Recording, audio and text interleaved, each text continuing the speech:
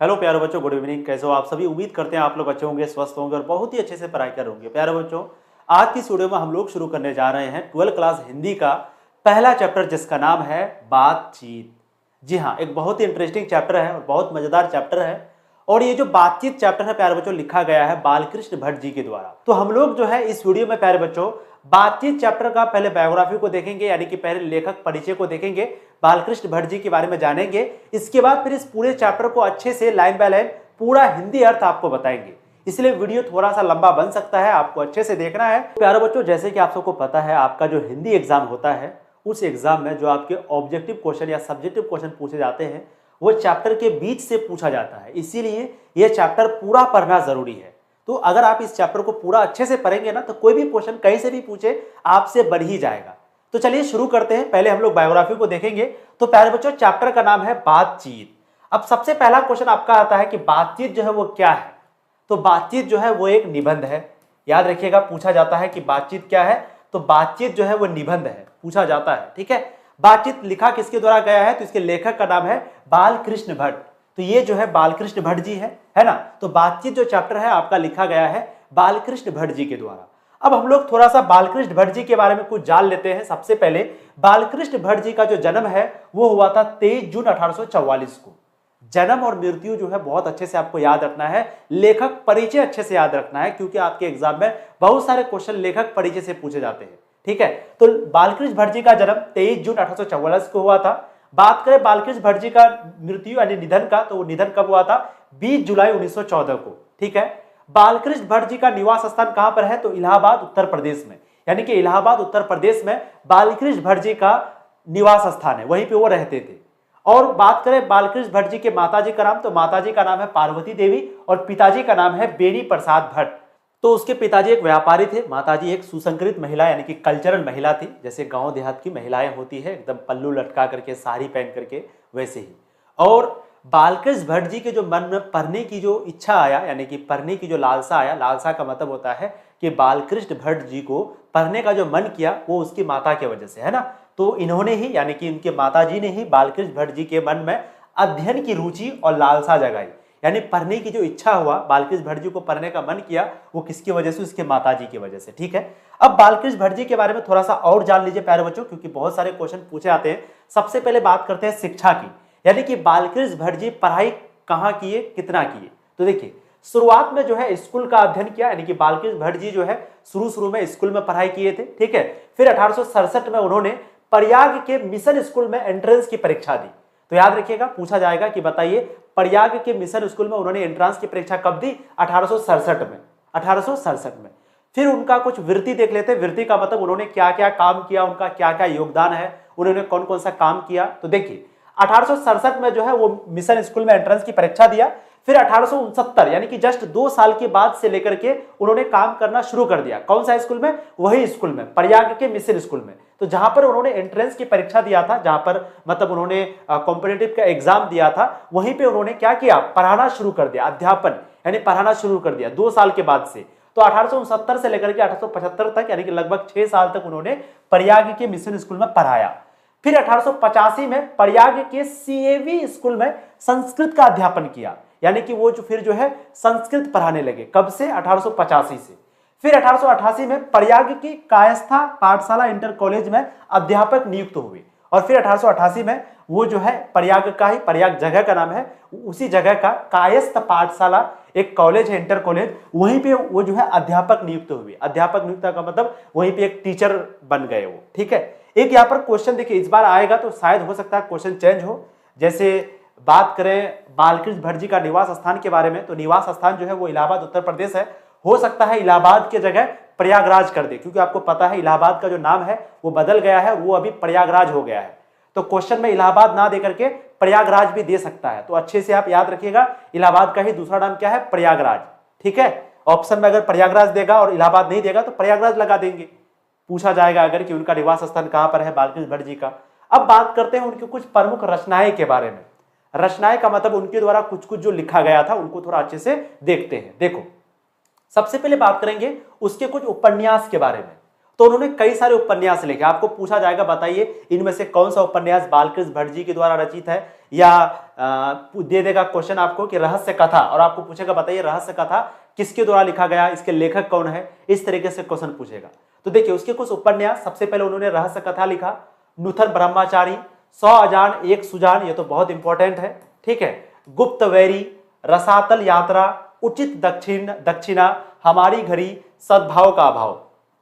तो रहस्य कथा, नूतन ब्रह्मचारी, 100 अजान एक सुजान, ये बहुत इंपॉर्टेंट है और ये उनके द्वारा लिखा गया कुछ उपन्यास है। फिर बात करेंगे उनके द्वारा कुछ नाटक भी लिखा गया था बालकृष्ण भट्ट जी के द्वारा।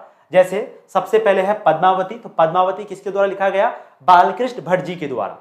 फिर बात करेंगे किरातार जूनियर, ये भी बालकृष्ण भट्ट जी के द्वारा। वेणी संहार, शिशु पालन वध, नल दमयंती या दमयंती स्वयंवर, शिक्षादान, चंद्रसेन, सीता वनवास, पति पंचम, मेघनाद वध, कट्टर सूम की एक नकल, विरहनल्ला, इंग्लैंड देशवरी और भारत जंडी, भारतवर्ष और कली, दो दूरदेशी, एक रोगी और एक वैद, रेल का विकट खेल, बाल विवाह।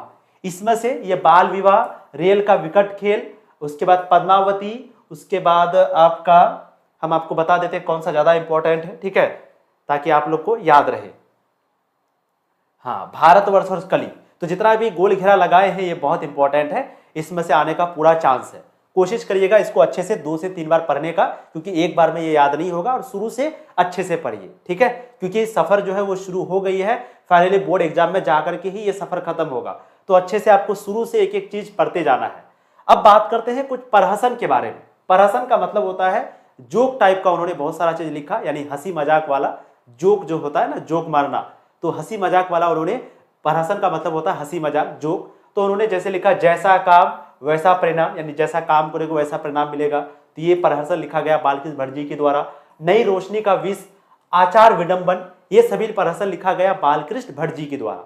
फिर बात करते हैं उनके कुछ निबंध के बारे में, तो लगभग 1000 के आसपास उन्होंने निबंध लिखा, जिसमें से 100 से ऊपर बहुत महत्वपूर्ण है, यानी कि उन्होंने लगभग 1000 निबंध लिखा और 1000 में से 100 निबंध ऐसा है जो कि बहुत महत्वपूर्ण है, ठीक है। और बालकृष्ण भट्ट जी जो है वो भारतेंदु युग के प्रमुख साहित्यकारों में से एक है। तो पूछा जाता है कि बालकृष्ण भट्ट किस युग के हैं, भारतेंदु युग के। कौन से युग के हैं, भारतेंदु युग के। और बालकृष्ण भट्ट आधुनिक हिंदी गद्य के आदि निर्माताओं और उन्नायक रचनाकारों में से एक है। तो यहाँ पर ये हम लोग जो है बालकृष्ण भट्ट जी का बायोग्राफी को देख लिए, इसको 1 से 2 बार पढ़िएगा, 100% याद हो जाएगा। जैसे उनका जन्म 23 जून 1844 को, मृत्यु 20 जुलाई 1914 को, माताजी का नाम पार्वती देवी, पिताजी का नाम बेनी प्रसाद भट्ट। ये सारा चीज अच्छे से आपको आना चाहिए, क्योंकि आपके एग्जाम में यहीं से बहुत सारे क्वेश्चन आते हैं, ठीक है। चलिए अब हम लोग शुरू करते हैं प्यारे बच्चों, लाइन बाय लाइन पूरे चैप्टर को अच्छे से आपको हम पढ़ाएंगे। अब अगर आपके पास बुक है तो बुक को निकाल लीजिए, नहीं तो वही चीज को हम यहाँ पर टाइप कर दिए हैं, सेम टू सेम वही चीज। तो अच्छे से सिर्फ चीजों को सुनिएगा। अगर आप ध्यान से कहानी को, स्टोरी को सुन लिए तो 100% है कोई भी क्वेश्चन आपके एग्जाम में आएगा, एक भी क्वेश्चन आपके एग्जाम में नहीं छूटेगा। अब प्यारे बच्चों, बातचीत चैप्टर शुरू करने से पहले थोड़ा सा हम आपको बता देते हैं कि इस चैप्टर में पढ़ते क्या। देखिए, बातचीत चैप्टर में बेसिकली हम लोग पढ़ते हैं कि हमारे अंदर मान लो अगर बातचीत करने का शक्ति नहीं होता, मतलब अगर मेरे अंदर बोलना, जैसे हम मुंह बंद कर दिए, तो अगर मान लो पूरी दुनिया में ऐसा ही होता जैसे आज के दिन जानवर होता, उनको कुछ बोलने के लिए नहीं आता, चाहे गाय या बैल या भैंस, उल्लू, गधा, कोई भी जानवर को ले लीजिए, उनको बोलने के लिए नहीं आता, तो उनके लिए दुनिया क्या है, गूंगा है पूरा। तो मान लो हम लोगों को भी अगर बोलने के लिए नहीं आता तो हम लोग भी क्या करते, एक कोने में बैठ के रहते, है ना किसी से बातचीत करते, ना ही अपना सुख किसी को बताते, ना अपना दुख किसी को बता पाते, ना वो कुछ बता पाता, हम लोग एकदम मुंह बंद करके कुछ बोल ही नहीं पाते, एक कोना में बैठ के रहते। तो आप थोड़ा सा सोचिए, अगर इस तरह होता दुनिया तो पूरी दुनिया जो है वो गूंगी प्रतीत होती, है ना। तो इसी शक्ति, ये जो शक्ति हम लोगों के अंदर में है, बोलने का शक्ति, इसी शक्ति को वाक शक्ति कहा जाता है। इसी चीज को हम लोग इस चैप्टर में पढ़ते हैं और कुछ मजेदार चीज के बारे में पढ़ते हैं, जैसे 2 बूढ़े के बीच में बातचीत कैसे होता है, 2 बूढ़ियों के बीच में बातचीत कैसे होता है, 2 लड़कियों के बीच में बातचीत कैसे होता है, 2 जवान के बीच में बातचीत कैसे होता है। बहुत मजेदार चैप्टर है, अच्छे से सुनिए, बहुत मजा आएगा, ठीक है। चलिए शुरू करते हैं, थोड़ा ध्यान से सुनिएगा तभी अच्छा लगेगा। बातचीत लाइन बाय लाइन एक्सप्लेनेशन को हम लोग देखते हैं। देखिए, इसे तो सभी स्वीकार करेंगे कि अनेक प्रकार की शक्तियां जो वरदान की भांति ईश्वर ने मनुष्य को दी है, उनमें वाक शक्ति भी एक है। यानी कि इसको तो सब स्वीकार करेगा कि ईश्वर ने हमें बहुत सारी शक्तियां दी है, जैसे देखने की शक्तियां, सुनने की शक्तियां, जैसे कोई टच करता है तो तुरंत पता चल जाता है। तो ये सारी शक्तियां जो है हम लोगों को ईश्वर ने दी है। लेकिन इसमें से एक बहुत महत्वपूर्ण शक्ति जो हम लोगों को दी है वो है वाक शक्ति। वाक शक्ति का मतलब बोलने की कला। बोलने की कला बेसिकली क्या होता है कि हम लोग जो बोलते हैं, अभी जैसे हम बोल रहे हैं, आप सुन रहे हैं, तो ये कला जो है इसी को वाक शक्ति कहा जाता है। यदि मनुष्य की और इंद्रियां अपनी अपनी शक्तियों में अविकल रहती और वाक शक्ति मनुष्य में ना होती तो हम नहीं जानते कि इस गूंगी सृष्टि का क्या हाल होता। यानी ये कहते हैं कि मानो पूरी दुनिया की शक्ति आपको मिल गया, आपको देखने की कला मिल गया, आपको सुनने की कला मिल गया, आपको सूंघने की कला मिल गया, आपको लिखने की शक्ति मिल गया, हर शक्ति आपको मिल गया, लेकिन मानो आपको वाक शक्ति ही नहीं मिला, आपको बोलने का ही नहीं मिला कुछ। मतलब कि आप गूंगा हो गए, बेसिकली समझो कि इस पूरी दुनिया गूंगा हो गई। तो बताओ इस पूरी दुनिया का क्या हाल होता। हम लोग क्या किसी को ना ही अपना हाल बता पाते, ना किसी का हाल चाल सुन पाते, है ना, हाल खेत में नहीं है अपना हाल, ना ही हम किसी को दुख बता पाते, ना किसी का सुख सुन पाते, है कि नहीं। सब लोग लूंज पूंज से हो मानो कोने में बैठा दिए जाते। लूंज पूंज का मतलब होता है कि होता है ना, कभी कभी हम लोग लूंज पूंज घुलट के सो जाते हैं, एकदम कोई दुनिया से मतलब नहीं होता है ना, एकदम लगता है कि नशा करके सो गए एकदम चित्रा करके, तो लूंज पूंज उसी को कहता है। लूंज पूंज का मतलब हो गया एकदम चित्रा करके सो जाना, कोई दुनिया से उसको कोई मतलब ही नहीं है। तो अगर मान लो वाक शक्ति ना होती तो सब लोग जो है वो लूंज पूंज से मानो कोने में बैठा दिए जाते, यानी सब कोई लूंज पूंज होकर के घुलट पुलट करके एक जगह कोने में बैठ गए होते। और जो कुछ सुख दुख का अनुभव हम अपनी दूसरी इंद्रियों के द्वारा करते, उसे अवाक होने के कारण आपस में एक दूसरे से कुछ ना कह सुन सकते। और अगर मान लो हम लोगों को कुछ सुख होता, कुछ दुख होता और ये वाक शक्ति ना होता तो हम लोग अवाक होकर, अवाक का मतलब है मुंह बंद करके खड़ा रह करके सिर्फ अपने आप को ही बता पाते, दूसरे को बता ही नहीं पाते। क्यों? क्योंकि हम लोग बोलने ही नहीं जानते। जैसे एक जानवर, मान लो एक गाय है, गाय को अगर मान लो कोई सुई लग गया तो गाय जो है वो दर्द करेगा, दर्द करने के बाद क्या वो हम लोग को सुना पाएगा? नहीं पाएगा, वो तो बोलने ही नहीं जानता है। जैसे एक छोटा सा बच्चा ले लीजिए, मान लीजिए छोटा बच्चा का बीमार पड़ गया, अब वो तो उसको बोलना आता ही नहीं है क्योंकि वो 1 साल है, 1 साल में बच्चा नहीं बोलता है। तो फिर हम लोग क्या करते हैं, उसका रोना, वो जो रोता है तभी हम लोग को पता चलता है कि इसको कोई दुख है। मान लो उसको बोलने की कला नहीं है तो हम लोग समझ ही नहीं पाते कि इसके अंदर क्या दुख है या क्या सुख है ना। तो वही चीज है कि आपस में एक दूसरे से कुछ ना कह सकते। इस वाक शक्ति के अनेक फायदों में स्पीच, वर्तिकता और बातचीत दोनों है। अब ध्यान से सुनो, और बातचीत दोनों है, किंतु स्पीच से बातचीत का ढंग ही निराला है। बातचीत में वक्ता को अब कुछ कुछ चीजों को ना लिखना जरूरी है, ठीक है। सबसे पहले एक वर्ड आया वाक शक्ति, तो ये वर्ड को आप अच्छे से याद रखिएगा। वाक शक्ति का बेसिकली मतलब क्या होता है? वाक शक्ति का मतलब होता है कि हम लोगों के अंदर जो बोलने का जो शक्ति है, बोलने का शक्ति, ठीक है, बोलने का शक्ति, तो बोलने का जो शक्ति है इसको हम लोग कहते हैं वाक शक्ति, यानी हम लोग जो बोलते हैं इसको वाक शक्ति कहते हैं। एक वर्ड आपका आया वक्ता। वक्ता, वक्ता क्या होता है? वक्ता का मतलब बेसिकली समझ लीजिए बोलने वाला।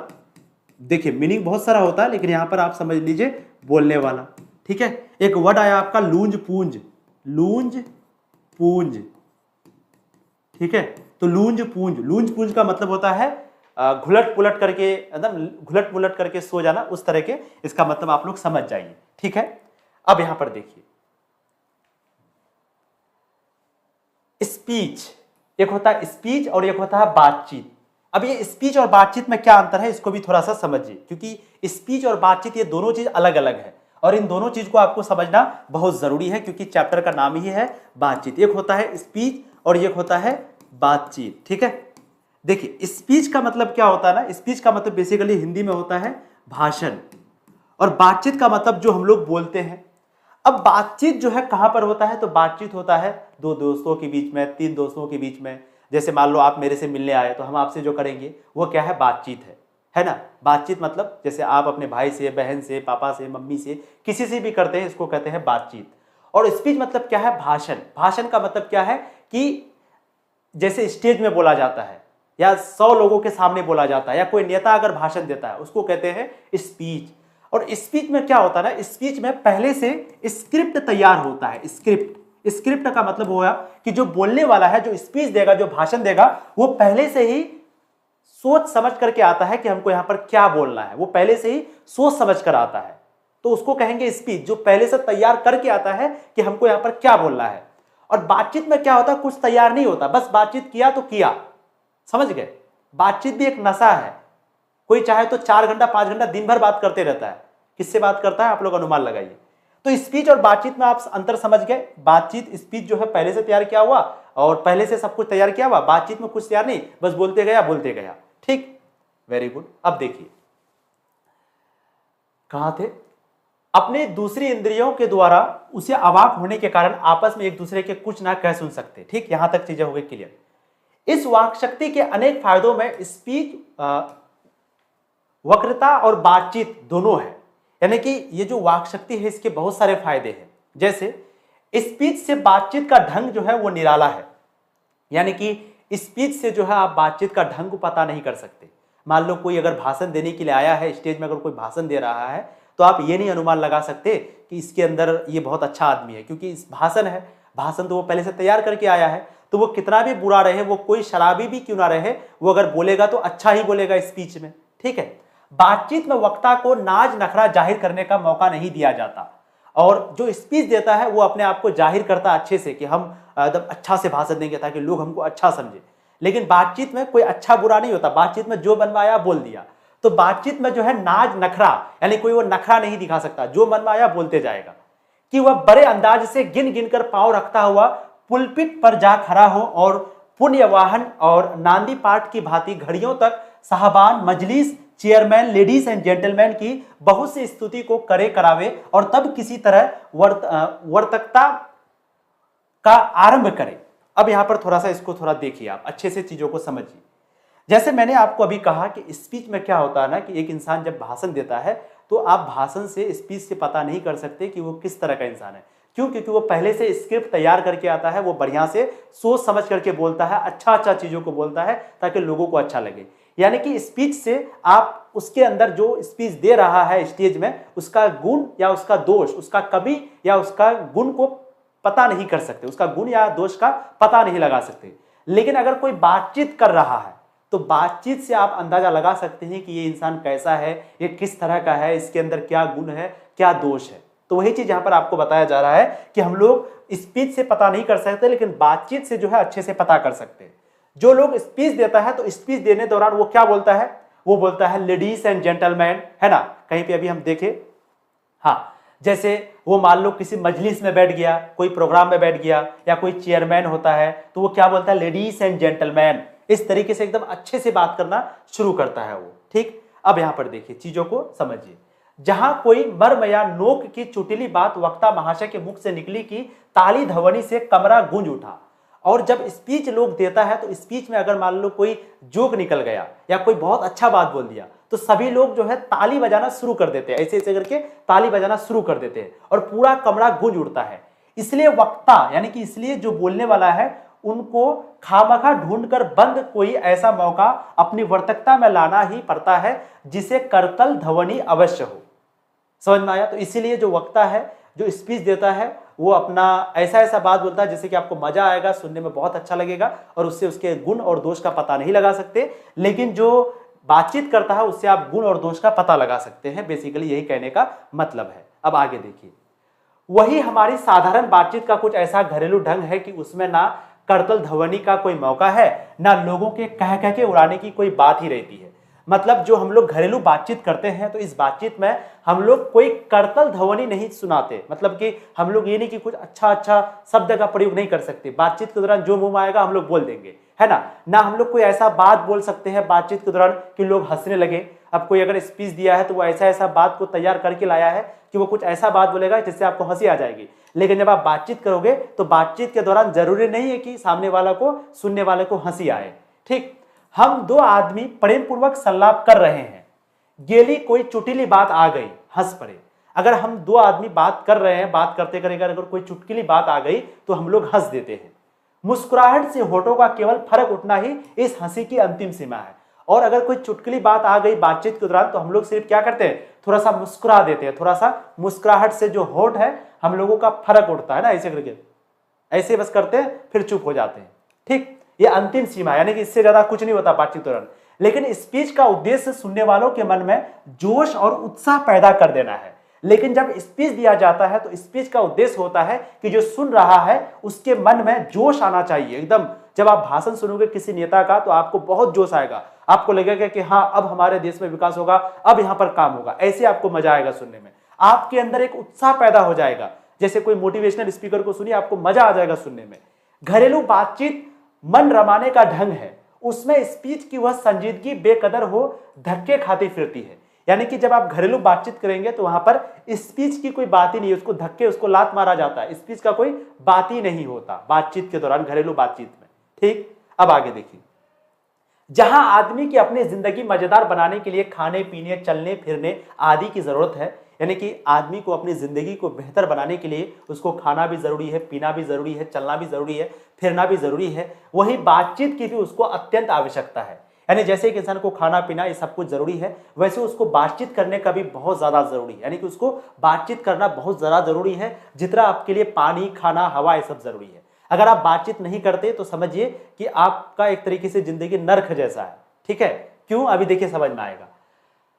वहां बातचीत की भी उसको बहुत ज्यादा जरूरत है। जो कुछ मवाद या धुआं जमा रहता है, मवाद या धुआं का मतलब हो गया कि जैसे मान लो आप किसी से नाराज है, किसी से गुस्सा है, तो उसके प्रति आपके अंदर जो गुस्सा है, जो नाराज है, तो इसी को हम लोग कहेंगे मवाद या धुआं। तो मवाद या धुआं का मतलब हो गया कि जैसे आप किसी से नाराज हैं तो ये नाराज शब्द के लिए हम लोग मवाद या धुआं इस्तेमाल किए। ठीक है, तो जो कुछ भी मवाद या धुआं जमा रहता है वो बातचीत के जरिए भाप बनकर बाहर निकल जाता है।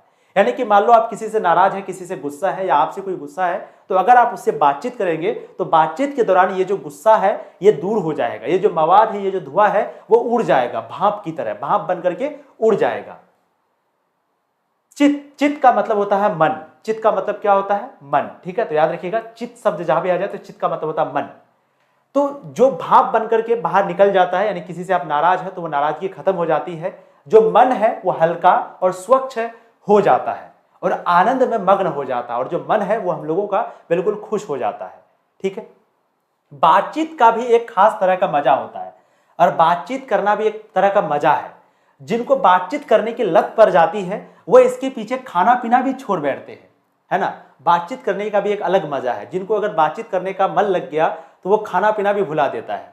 जैसे बहुत सारे लोग करते हैं अपने प्रेमी से, प्रेमिका से, है ना, कि बातचीत किया तो खाना पीना सब भूल गया, रातों दिन एकदम बात करने में लगा है, तो लगा है 10 घंटा 12 घंटा।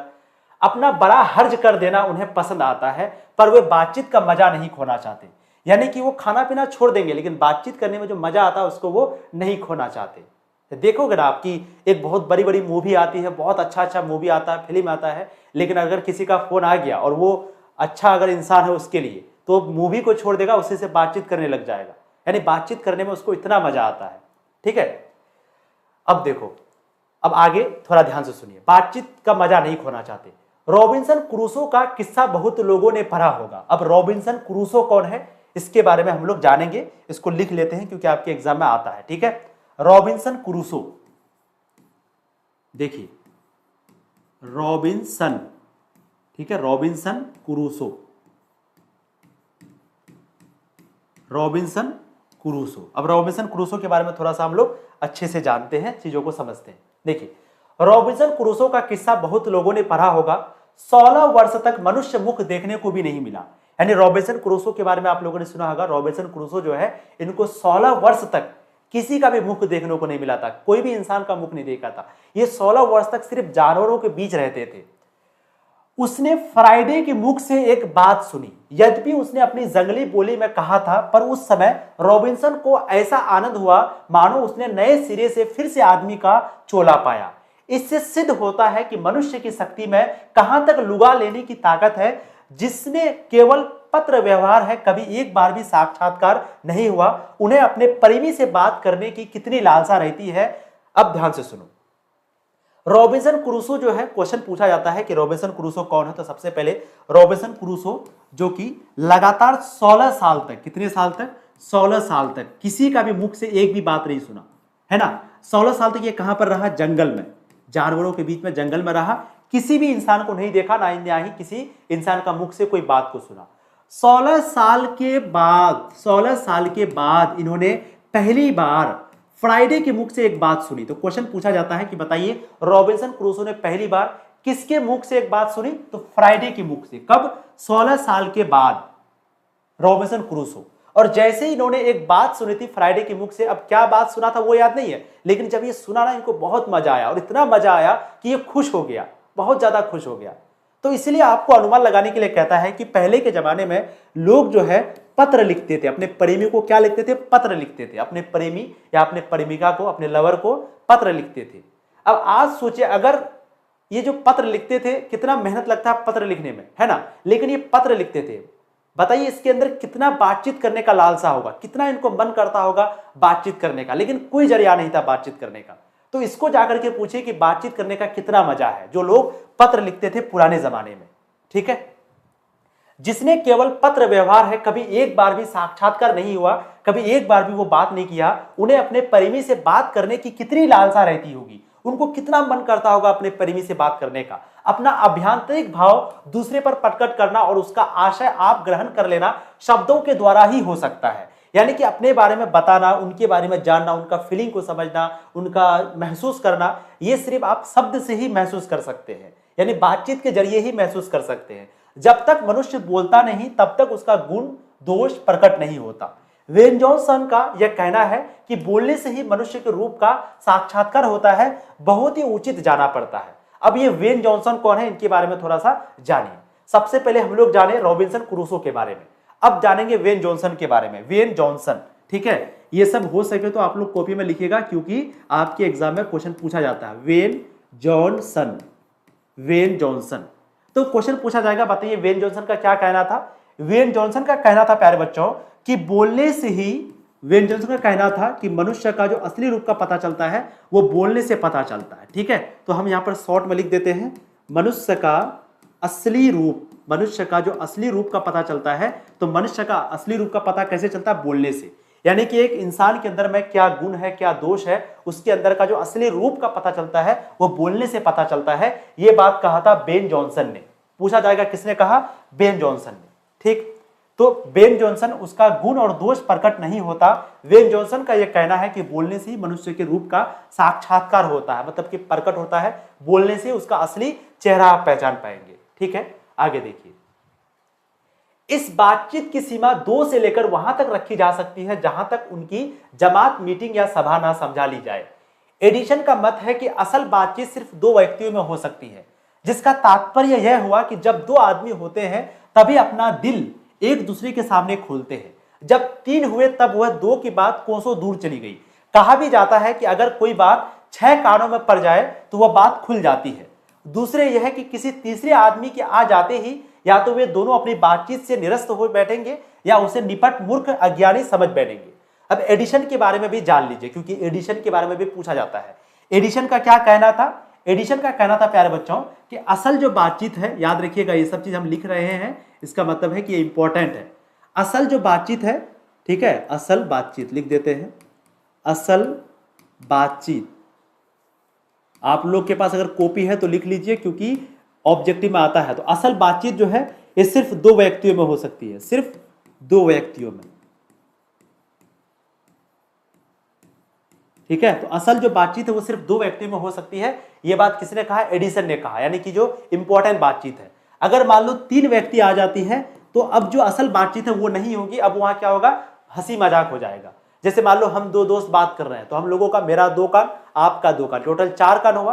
तो 4 कानों में जो परी बात है वो बिल्कुल सही है, लेकिन मान लो एक और इंसान आ गया तो उसका 2 कान, टोटल 6 कान हो गया। तो कहा जाता है कि अगर कोई बात 6 कान में पड़ जाए तो वो बातचीत जो है अब बातचीत नहीं रहती, वो अब बात फैल जाती है, सबको पता चल जाता है। इसलिए कहा जाता है कि मान लो अगर आपको कोई बात छुपाना है ना, तो वो बात आप किसी से ना बताएं, क्योंकि मान लो कोई बात आपको छुपाना है, वो बात अगर आप किसी से बता दिए तो अब ये समझो कि जो बात को आप नहीं छुपा पाए तो आप कैसे उम्मीद कर सकते हो कि जिसको आप बताए वो आपका बात को छुपा देगा। समझ में आया? यानी आप किसी, होता है ना, अपना राज आप किसी को बता देते हैं और उसको कहते हैं कि मत बताना। तो आप ये समझो जब अपना राज आप खुद नहीं छुपा पाए, आप खुद बता दिए, वो भी किसी को ऐसे ही कहेगा, भाई किसी को मत बताना, हम मतलब हमको भी मना किया, इस तरीके से बोलेगा जा करके। ठीक है, वेरी गुड। अब आगे देखिए।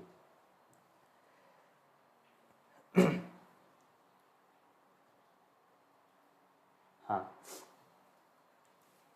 जब 3 हुए तब 2 की बात कोसों दूर चली गई, और जब 3 आदमी होता है तब जो उन लोगों की बात है वो दूर चली जाती है। और कहा भी जाता है कि अगर कोई बात 6 कानों में पड़ जाए तो वह बात जो है खुल जाती है।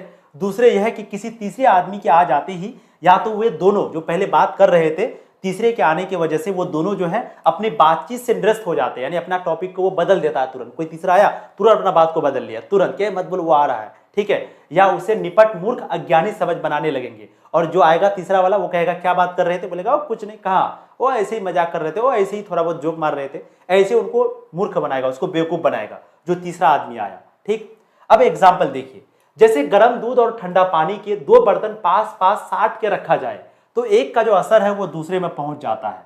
यानी कि आप देखोगे ना, जैसे मान लीजिए कोई गर्म पानी को लीजिए और कोई ठंडा पानी को लीजिए, तो गर्म पानी और ठंडा पानी को जब आप मिलाओगे तो जो बहुत ज्यादा गर्म पानी था वो थोड़ा सा ठंडा हो जाएगा। क्यों? क्योंकि ठंडा पानी आ गया, ठंडा पानी की वजह से जो बहुत ज्यादा गर्म पानी था वो थोड़ा ठंडा हो जाएगा, और जो बहुत ज्यादा ठंडा पानी था अब ये थोड़ा सा गर्म हो जाएगा। क्यों? क्योंकि गर्म पानी में जो ठंडा पानी को मिला दिए। तो गर्म पानी और ठंडा पानी को जब आप साथ मिलाओगे तो एक दूसरे का गुण जो है एक दूसरे में फैल जाता है, यानी कि जो ठंडा पानी वो थोड़ा गर्म हो जाता है और जो गर्म पानी है वो थोड़ा कम गर्म रहता है, थोड़ा ठंडा हो जाता है। समझ गए? तो वही चीज कहा जाता है कि जैसे पानी के दो बर्तन अगर आप पास पास रखोगे, सटा के रखोगे, तो एक का जो असर है वो दूसरे में पहुंच जाता है, अर्थात दूध ठंडा हो जाता है और पानी जो है वो गर्म हो जाता है। यानी कि गर्म दूध था तो दूध थोड़ा ठंडा हो गया, और ठंडा पानी था तो पानी थोड़ा गर्म हो गया। वैसे ही दो आदमी अगर पास बैठे हो तो एक का जो गुप्त है दूसरे पर पहुंच जाता है। वैसे ही अगर दो व्यक्ति एक साथ बैठा हो तो एक का गुण दूसरे में पहुंच जाता है, चाहे एक दूसरे को देखे भी नहीं, तब बोलने का कौन कहे, एक के शरीर की विद्युत दूसरे में प्रवेश करने लगती है। तो जैसे एक के अंदर अगर करंट आ जाता है तो वो जो करंट है वो दूसरे में भी पहुंच जाता है, ठीक वैसे एक का असर दूसरे में पहुंच जाता है। ठीक वैसे ही जैसे गर्म दूध था तो पानी मिलाया गया ठंडा पानी, तो पानी थोड़ा सा ठंडा गर्म हो गया और दूध को थोड़ा सा ठंडा कर दिया, यानी एक दूसरे का गुण एक दूसरे में पहुंच गया। ठीक है, तो वैसे ही बातचीत करने की वजह से होता है, जब आदमी बातचीत करता है तो एक का जो गुण है वो दूसरे में पहुंच जाता है। यही चीज आपको कहा जा रहा है।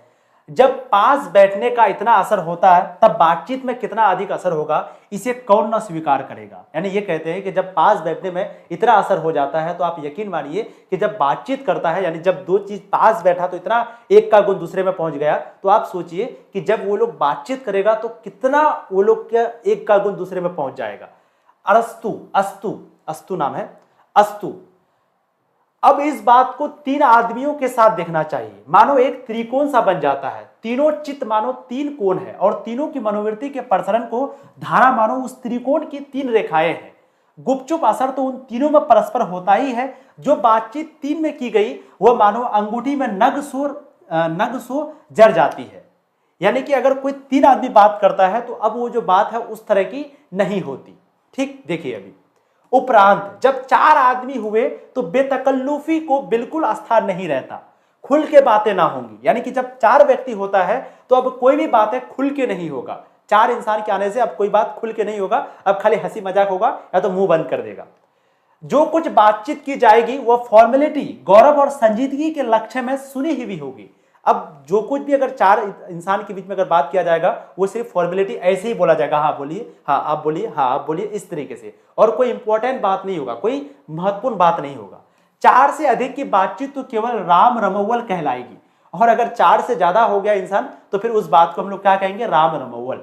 तो हो सकता है ऑब्जेक्टिव में क्वेश्चन में पूछ दे कि बताइए चार से अधिक अगर हो जाए तो उस बातचीत को क्या कहेंगे, राम रमोवल। ठीक, और अगर चार व्यक्ति हो तो उस बात को कहेंगे फॉर्मेलिटी। ये क्वेश्चन आ सकता है, क्वेश्चन बनता है ये सब। ठीक है, अब आगे देखिए, चार से ज्यादा व्यक्ति आ जाए तो उसको हम लोग कहेंगे राम रमोवल। उसे हम संलाप नहीं कह सकते, यानी कि उसको हम लोग बातचीत नहीं कहेंगे। इस बातचीत के अनेक भेद हैं। अब इस बातचीत करने का भी ना अलग तरीका है। अब एग्जाम्पल देखिए, अगर दो बुढ़ों की बातचीत होगी तो वो पराया जमाने की शिकायत पर हुआ करता है। वह बाबा आदम के समय की ऐसी दास्तान शुरू करता है जिससे चार सच तो 10 झूठ होता है।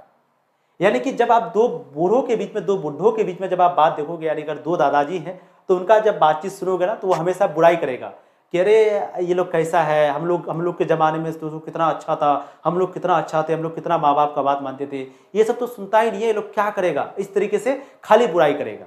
और हमेशा बाबा आदम जमाने का बात सुनाएगा। आदम का मतलब दुनिया का पहला इंसान आदम, उन्हीं का बात हमेशा सुनाएगा। कहेगा अरे हमारे वक्त में तो ये था, उस वक्त में तो वो था। और जब वो सुनाएगा ना तो उसमें से 10 बात झूठ रहेगा, 4 बात सच रहेगा।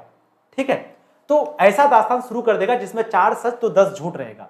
एक बार उनकी बातचीत का घोड़ा छूट जाना चाहिए, पहरों बीत जाने पर भी अंत ना होगा। और एक बार अगर वो बातचीत करना शुरू कर दिया तो और रुकने का नाम ही नहीं लेगा।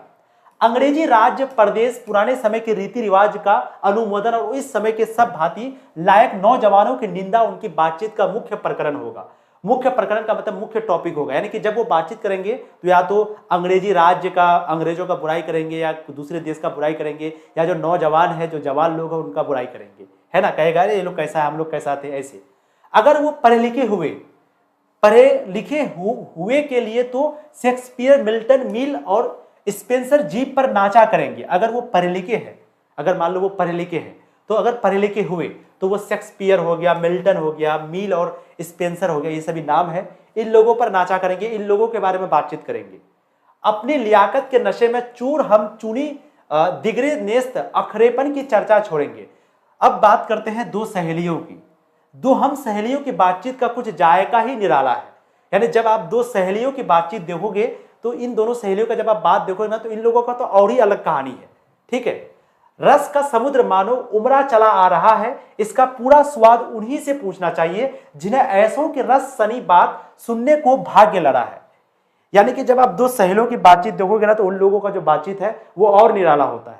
तो जब आप दो सहेलियों की बातचीत देखोगे तो वो लोग भी किसी तीसरी सहेली का या तो बुराई कर रही होती है, या किसी लड़का का बुराई कर रही होती है, या फिर उस तरह का बातचीत होता है कि आज हमको ये कहा, वो ये कहा, इस तरह का बातचीत होती है, ठीक है। अब आते हैं हम लोग दो बूढ़ियों की बातचीत। देखिए, बातचीत करने का बहुत सारा तरीका है, एक एक करके छोटा छोटा टॉपिक आपको दिया गया है।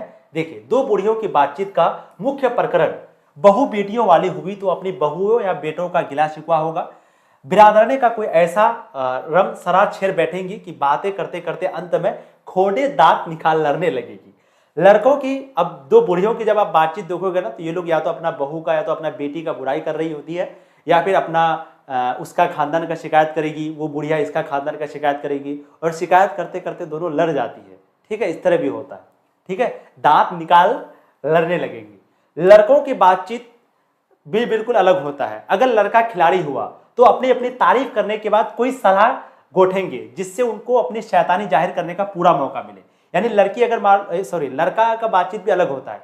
लड़का मान लो अगर खिलाड़ी हुआ तो वो सिर्फ अपना तारीफ करेगा, हम तो वहां इतना छक्का मारे थे, हम तो यहाँ ये किए थे, हम तो वहां वो किए थे, हम तो उसको आउट किए थे, ठीक है। स्कूल के लड़कों की अगर बातचीत करेंगे तो स्कूल के लड़कों की जो बातचीत का उद्देश्य है वो अपने उस्ताद की शिकायत या तारीफ, या अपने सहपाठियों में किसी के गुण अवगुण का कथोपतन होता है। पढ़ने में कोई लड़का तेज हुआ तो कभी अपने सामने दूसरे को कुछ ना गिनेगा। सुस्त और बोधा हुआ तो दबी बिल्ली की सा स्कूल भर को अपना गुरु ही मानेगा। इसके अलावा बातचीत को और भी बहुत सी किस्में हैं।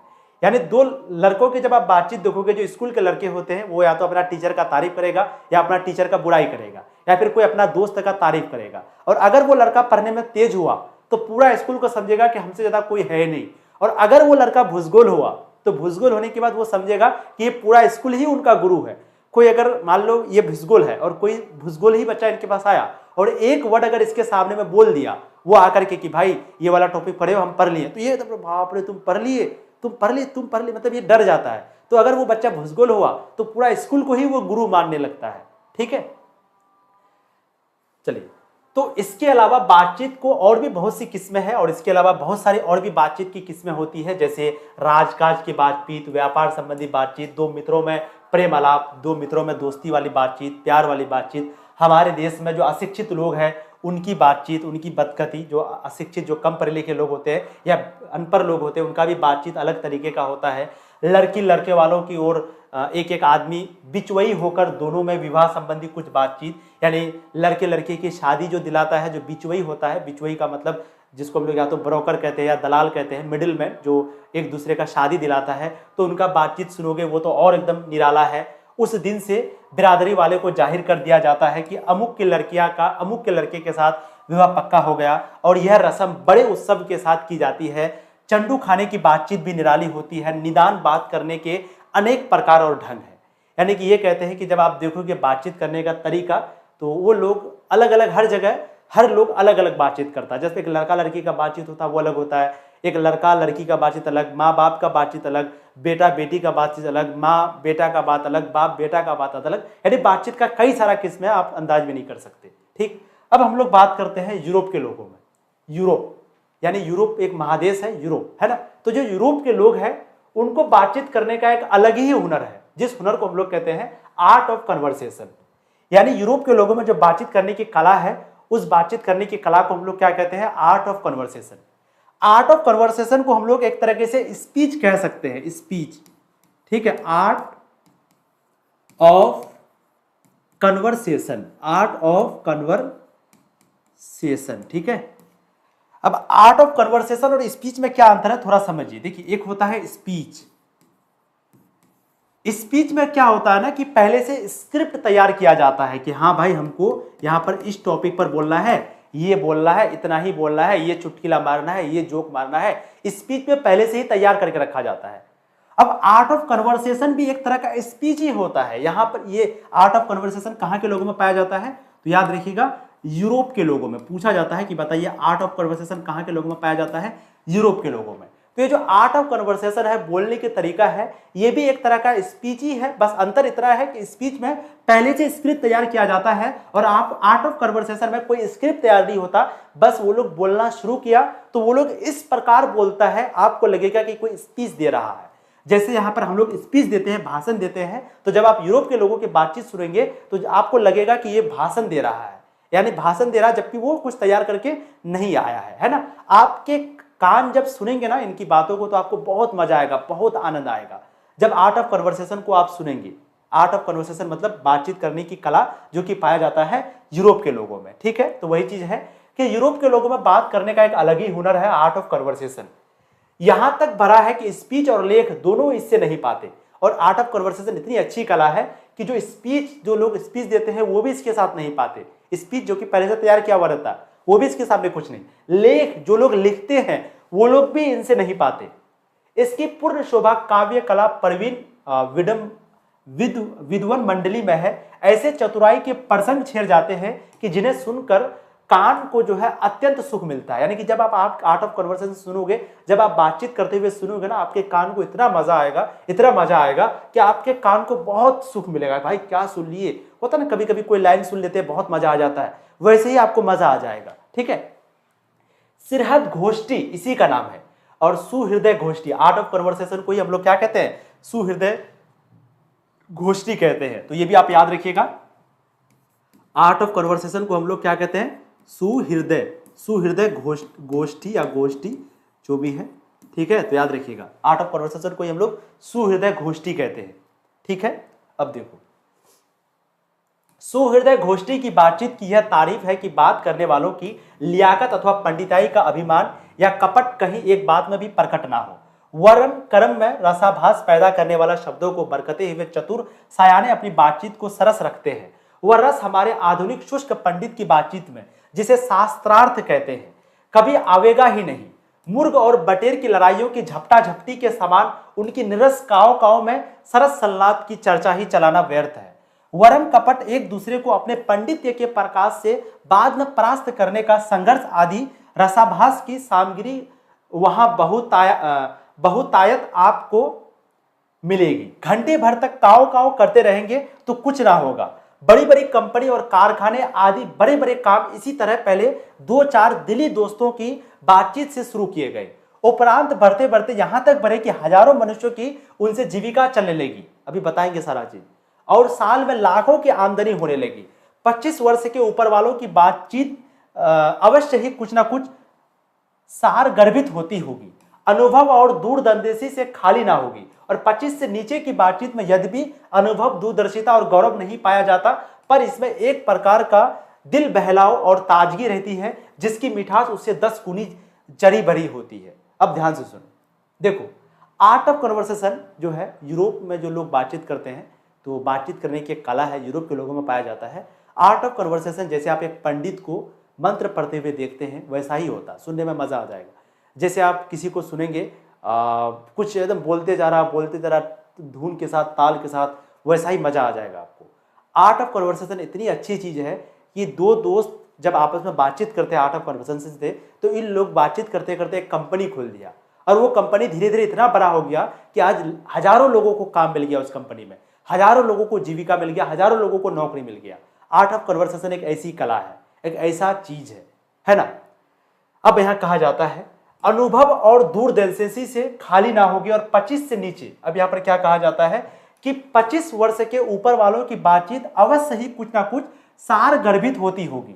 यानी कि अगर आप 25 साल से ऊपर के इंसान की बात को सुनेंगे, यानी कि मान लो किसी का उम्र 25 साल हो गया, अब 25 साल के बाद जब वो आपके सामने आकर के कुछ बोलेगा, तो जब वो बोलेगा ना, तो आपको लगेगा कि हाँ, इस बेचारे को अनुभव बहुत है, इनको बहुत ज्यादा दूरदर्शी है, इनको तजुर्बा बहुत ज्यादा है। यानी 25 साल से ऊपर की उम्र वाले इंसान को जब आप सुनेंगे तो आपको लगेगा इसके अंदर तजुर्बा, इसके अंदर हुनर बहुत ज्यादा है, इसको बहुत सारी चीजें पता है। और वहीं पे 25 से नीचे यानी 25 से कम उम्र के लोगों को जब आप सुनेंगे तो आपको लगेगा कि नहीं, इसको कोई अनुभव नहीं है, कोई ये नहीं है, बस ये मजाक करता है। और आपको उसमें अलग ही मजा आएगा, दिल बहलाव वाला बात होगा, एकदम ताजगी रहेगा उसके अंदर, एकदम मन मुटाव नहीं रहेगा, हंसी मजाक करेगा, खेलेगा कूदेगा, दुनिया से कोई मतलब नहीं, इस तरह का रहेगा।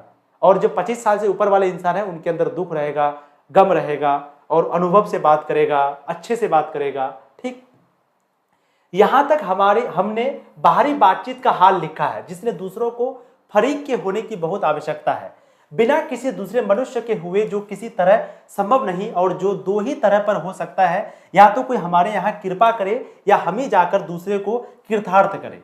पर यह सब तो दुनियादारी है, जिसमें कभी कभी रसाभास होते देर नहीं लगती, क्योंकि जो महाशय अपने यहाँ पधारे उनकी पूरी दिलजोई ना हो सकती तो शिष्टाचार में त्रुटि हुई।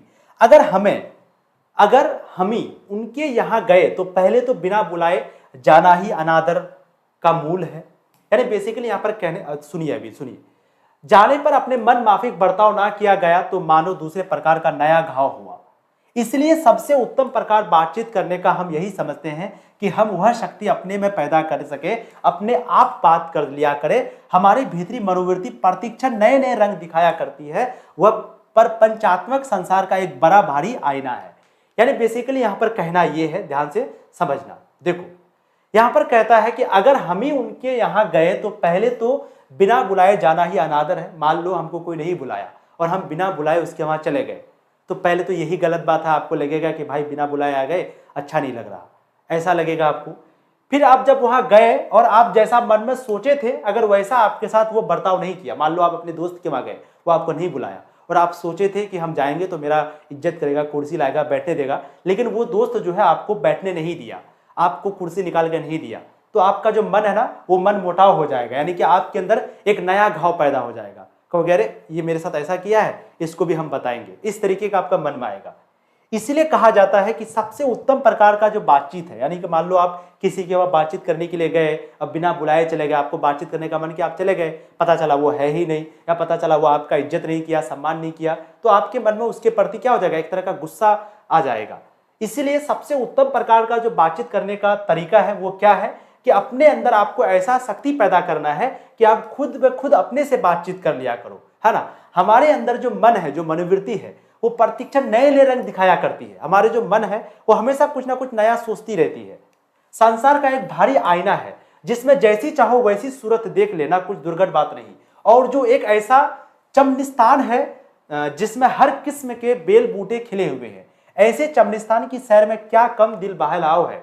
मित्रों का प्रेमालाप कभी इसको 16वीं कला तक भी नहीं पहुंच सका। इसी सैर का नाम ध्यान या मनोयोग या चित्त को एकाग्र करना है, जिसका साधन एक दो दिन का काम नहीं, वर्षों के अभ्यास के उपरांत यदि हम थोड़ी भी अपनी मनोवृत्ति स्थिर कर अवाक हो अपने मन के साथ बातचीत कर सके तो मानो अहोभाग्य।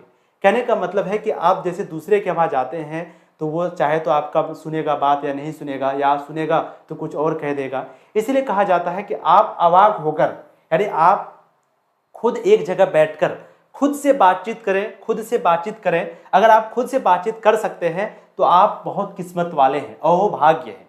एक वाक शक्ति मात्र के दमन से ना जाने कितने प्रकार का दमन हो गया। हमारी जीवा कतरनी के समान सदा स्वच्छंद चला करती है। उसे यदि हमने काबू में कर लिया तो करोधाधिक बड़े बड़े अजय शत्रुओं को बिना प्रयास जीत अपने वश में कर डालेंगे। यानी कि हमारा जो जीव है ना, हमारा जो जबान है, हमारा जो जीव है, वो बहुत बड़ी चीज है। अगर हम इसको काबू कर लिए, मान लो कि कभी किसी के प्रति गुस्सा आ जाता है, तो गुस्सा आते ही हम लोग ना जो सो उसको बात बोल देते हैं, गाली दे देते हैं, कलोज दे देते हैं, सब कुछ बोल देते हैं। लेकिन कुछ देर के बाद हम लोग सुनते हैं कि भाई उसको बेकार गाली दी यार, सही बात नहीं था, गाली देना नहीं चाहिए था, आपको बहुत अफसोस होगा, है ना। तो इसलिए कहा जाता है कि अगर आप जब उसको गाली दे रहे थे उस वक्त में अगर आप अपने जीभ को, अपने टंग को, अपने जबान को कंट्रोल कर लेते तो बहुत सारी जो लड़ाई है वो होने से पहले ही खत्म हो जाएगी। और ऐसे ही हम लोगों को करना चाहिए, है ना। हमें अपने काबू में कर लिया तो करोधाधिक बड़े बड़े अजय शत्रु को बिना प्रयास जीत अपने वश में कर डाला। यानी कि बड़े बड़े लोग अपने जीभ को काबू करके उसको हरा दिया और उसको पूरे तरीके से हरा दिया। इसलिए अवाक रहे अपने बातचीत करने का यह साधन यावत साधनों का मूल है। शक्ति का पता पूज्य मंदिर है, परमार्थ का एकमात्र सोपान है। इसलिए कहा जाता है कि अवाक होकर के बातचीत करें, खुद से बातचीत करें। कभी भी अगर कोई दिल दिखाया, कुछ किया, तो पहले खुद से बातचीत करिए कि हाँ हम उसको ये बात जाके कहेंगे तो वो गलत सोचेगा या सही सोचेगा, या मेरे बारे में क्या सोचेगा, क्या कहेगा हमको, क्या वो हमको मेरा तारीफ करेगा। तो कभी भी अगर किसी से कोई गिला शिकवा कुछ भी हो तो अवाक होकर खुद से बातचीत करें। यही बातचीत करने का उत्तम तरीका है। ठीक, अब यहाँ पर जो हम कुछ पॉइंट लिख के हैं, वाक शक्ति, बोलने का शक्ति, वक्ता बोलने वाला, लूंज पूंज मतलब घुलट पुलट करके, स्पीच का मतलब भाषण जो स्क्रिप्ट तैयार करके आता है, बातचीत मतलब 2 व्यक्ति 3 व्यक्तियों में जो बातचीत होती है, ठीक है। उसके बाद आपको पता है आर्ट ऑफ कन्वर्सेशन यूरोप के लोगों में पाया जाता है। आर्ट ऑफ कन्वर्सेशन जो है वो स्पीच से भी ज़्यादा अच्छा होता है, लेकिन वही है इसमें कुछ तैयार नहीं किया जाता। जैसे हम लोग बातचीत करते हैं तो यूरोप के लोग आर्ट ऑफ कन्वर्सेशन करता है और आपका आर्ट ऑफ कन्वर्सेशन स्पीच से भी ज़्यादा अच्छा होता है, ठीक है। फिर हम लोगों ने देखा रॉबिन्सन क्रूसो जो कि 16 साल के बाद फ्राइडे के मुख से एक बात सुना था। किसके मुख से? फ्राइडे के मुख से। फिर बेन जॉनसन कहता है कि असल बातचीत जो है नहीं, बोलने से ही मनुष्य के असली रूप का पता चलता है, मनुष्य के अंदर क्या गुण है, क्या दोष है। ये बेन जॉनसन का कहना है कि असल जो रूप है वो बोलने से ही पता चलता है। एडिसन का कहना है कि असल बातचीत सिर्फ 2 व्यक्तियों में ही होती है, ठीक है। तो इस तरीके से हम लोगों ने ये पूरे चैप्टर को अच्छे से पढ़ा। अब इस चैप्टर का जितना भी सब्जेक्टिव क्वेश्चन बनेगा, जितना भी ऑब्जेक्टिव बनेगा, अच्छे से आपको करवा देंगे। जो भी स्टूडेंट 2025 में एग्जाम देने वाले हैं प्यारे बच्चों, आप लोगों के लिए एक नया बैच हम लोग शुरू कर चुके हैं, जिस बैच का नाम है सफलता बैच। तो जिनको नहीं पता है उनको बता देते हैं, सफलता बैच जो है वो लाइव हो चुका है। सफलता बैच में अगर अभी तक आप नहीं जुड़े हैं तो प्यारे बच्चों आप अभी तनु क्लासेस ऐप को डाउनलोड करिए प्ले स्टोर से। तनु क्लासेस ऐप को आप जैसे ही प्ले स्टोर से डाउनलोड करिएगा वहां पर आपको मिलेगा सफलता बैच, और सफलता बैच को ज्वाइन करिए। यहाँ पर आपको ऑल सब्जेक्ट की कंप्लीट पढ़ाई होती है, चैप्टर 1 से शुरू से। Live class, PDF notes, test, पूरा क्विज मिलता है, पूरा बहुत अच्छे से बेहतरीन पीडीएफ मिलता है। पीडीएफ पहले थ्योरी का, सब्जेक्टिव, ऑब्जेक्टिव पीडीएफ, फिर डाउट क्लास, यानी कि कंप्लीट मटेरियल आपको सफलता बैच मिलता है। अगर आप सफलता बैच में जुड़ जाते हैं तो 100% है, सिर्फ आपका काम पढ़ना और लिखना है और याद करना है। बाकी हम लोग आपके लिए क्या पढ़ना है, आपको क्या पढ़ना है, कहां से पढ़ना है, वो सारा चीज हम लोग आपको ला करके देंगे। आपका काम सिर्फ पढ़ना है। तो अगर आप सफलता बैच 2025 में नहीं जुड़े हैं तो अभी आप सफलता बैच 2025 में जुड़ने के लिए तनु क्लासेस ऐप को प्ले स्टोर से डाउनलोड करिए। और अगर आप ज्यादा जानकारी चाहते हैं तो ये नंबर हम दे रहे हैं 8709 10 975, ठीक है। 8709 10 975, इस नंबर पे कांटेक्ट करिए, व्हाट्सएप मैसेज करिए और पता करिए बैच के बारे में, ठीक है। थैंक यू सो मच प्यारे बच्चों, आप लोगों का कीमती वक्त देने के लिए। रोज आप लोगों को 7 बजे इसी टाइम पे जुड़ना है और अपने तैयारी को बहुत बेहतर बनाना है, ठीक है।